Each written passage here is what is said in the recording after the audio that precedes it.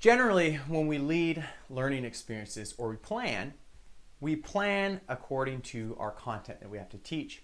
We go content, content, content, content, content, and then we have some kind of test or we kind of have some kind of project.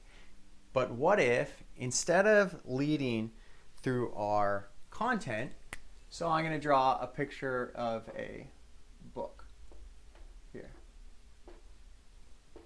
Okay, not to say that that content is not important, but what if we kind of reversed that process? What if instead of leading with our content, we led with our inquiry?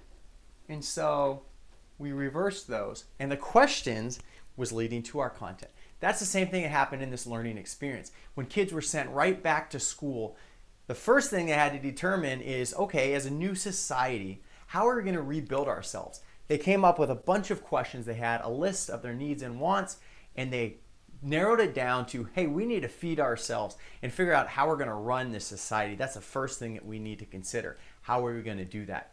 So what you see here in the video are the questions that the students came up with. And now you see also a student leading the process.